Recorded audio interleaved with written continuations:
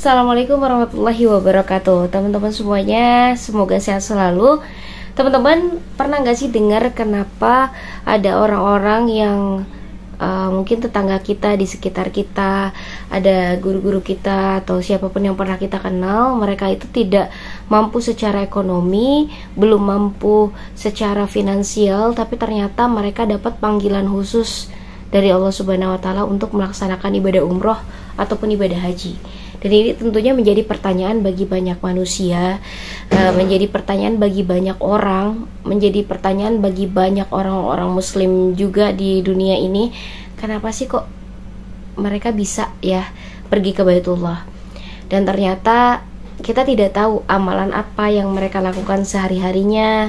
Kemudian ada hal apa yang mereka biasa istiqomahkan dalam kesehariannya gitu kan, karena bisa jadi amalan yang kecil yang menurut mereka juga anggap kecil gitu kan, ternyata itulah yang bisa mengantarkan kita ke Baitullah atau yang bisa mengantarkan mereka ke Baitullah. Dan ternyata salah satu kuncinya itu adalah tentang husnuzon dan ridho akan takdir Allah Subhanahu wa Ta'ala ya. Oke, jadi ada beberapa tanda-tanda yang bisa kita kenali bahwa apakah kita ini bisa pergi ke Baitullah dalam waktu dekat atau tidak gitu ya. Jadi kalau saya pribadi sebetulnya waktu itu ada banyak sekali video-video yang tiba-tiba saya tonton gitu kan, yang FYP di media sosial gitu. Kita lihat Instagram yang dibuka ternyata umroh gitu kan, pas kita buka TikTok ternyata yang dibuka video umroh dan haji. Kemudian yang pas kita buka di Google sebagainya itu tentang umroh dan haji juga dan sebagainya itu.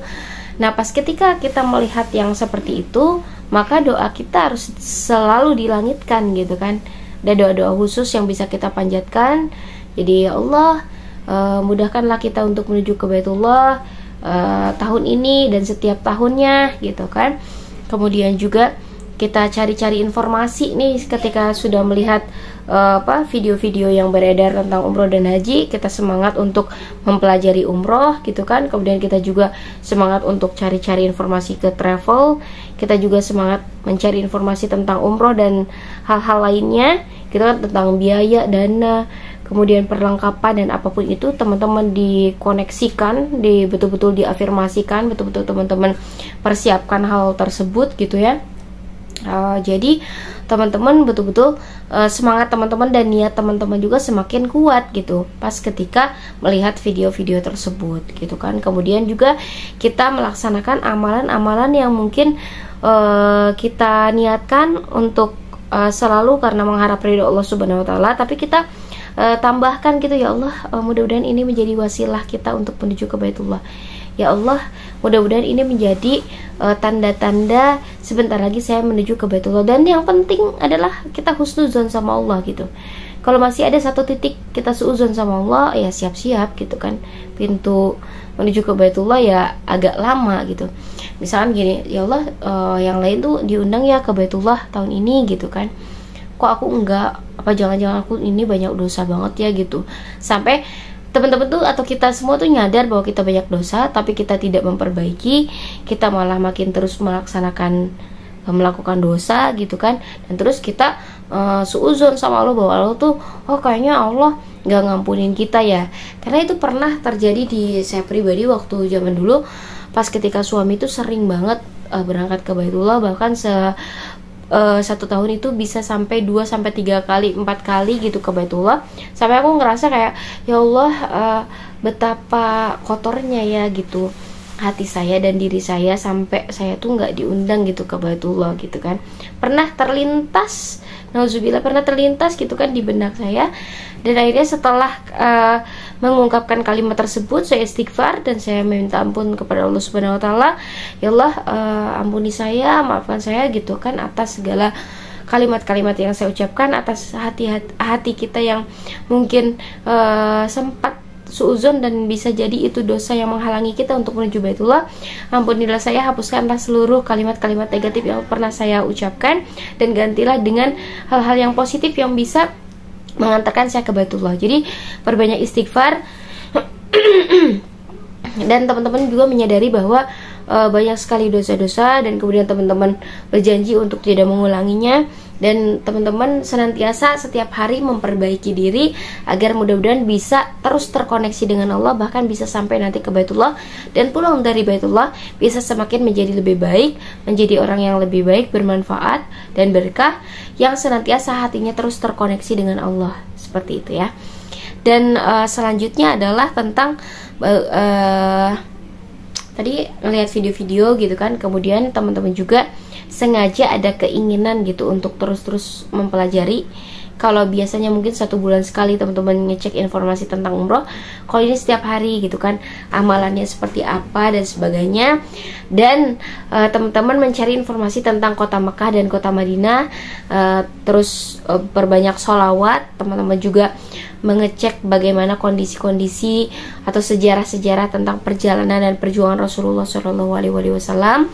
Terus juga ngelihat bagaimana kisah-kisah orang-orang yang sudah pernah ke Baitullah, apa saja amalan-amalan mereka. Teman-teman terus terkoneksi dengan hal tersebut, terus semakin teman-teman setiap hari semakin semangat dan tidak pernah terlupa, tidak pernah putus asa, dan mudah-mudahan itu semakin terbuka jalan yang lebar untuk menuju ke Baitullah, dan semakin teman-teman semangat untuk menuju ke Baitullah, semakin besar niat teman-teman. Mudah-mudahan terus terkoneksi dengan Allah. Allah itu nggak akan pernah ngebiarin teman-teman nggak akan pernah ngebiarin teman-teman jauh darinya. Kalau kita mendekat dengan berjalan, Allah berlari mendekat kepada kita gitu ya. Dan bahkan kan sering kita temui, sering kita dengar bahwa umroh itu panggilan. Umroh itu panggilan. Allah itu bukan memanggil orang-orang yang mampu, tapi Allah mampukan orang-orang yang dipanggil gitu. Nah, bagaimana cara agar kita dipanggil? Ya caranya adalah kita kenal dulu sama Allah. Jadi Allah kenal sama kita, kita kenal sama Allah gitu. Kalau seandainya kita pengen diundang oleh seseorang, ya kita juga harus kenal, minimal ada koneksi dengan dia gitu kan. Minimal kita ada pernah kenal, pernah ketemu, pernah kenalan. Apalagi kita bisa jadi teman dekat, sahabat, ya siap-siap kita bisa jadi undangannya. Tapi kalau kita nggak kenal, kita bukan siapa-siapa, kita nggak pernah nyapa juga, dia juga nggak tahu kita siapa, ya kita nggak akan diundang gitu bahasanya. Nah, begitupun dengan Allah. Karena Allah yang maha memiliki dunia ini, Allah yang maha memiliki Baitullah, maka ketika kita husnuzon untuk menjadi tamunya Allah, ya kita semakin harus mengenali dulu Allah itu siapa, kemudian bagaimana cara kita mendekat dengan Allah, apa saja yang Allah sukai, apa saja yang tidak Allah sukai, apa saja yang Allah ridhoi, apa saja yang tidak Allah ridhoi gitu ya. Jadi ini juga sebagai bentuk introspeksi aku pribadi untuk di tahun ini. Mudah-mudahan semakin hari semakin bisa terkoneksi dengan Allah Subhanahu wa taala, semakin terus mengenali diri, semakin terus mengenali Allah, agar terus menjadi orang yang terpanggil oleh Allah Subhanahu wa taala. Bahkan saya selalu iri sama suami, ya Allah, masya Allah gitu ya, sampai dari bulan Januari kemarin sampai bulan sebelum haji itu beliau beberapa kali gitu jadi tour leader dan jadi mutawif di sana gitu, dan itu masya Allah sih. Buat aku tuh bisa apa sebetulnya ya amalan suamiku gitu kan, yang aku pribadi setiap hari tahu gitu beliau tuh demikian, hal demikian, tapi bisa jadi mungkin ada amalan yang bisa jadi kita anggap sepele, tapi ternyata itu menguntungkan beliau untuk bisa semakin dekat sama Allah. Oke, itu saja dari aku pribadi. Mudah-mudahan teman-teman semakin peka mengenal tanda-tanda untuk keberangkatan menuju ke Baitullah, dan jangan pernah sia-siakan kesempatan tersebut. See you next time. Wassalamualaikum warahmatullahi wabarakatuh.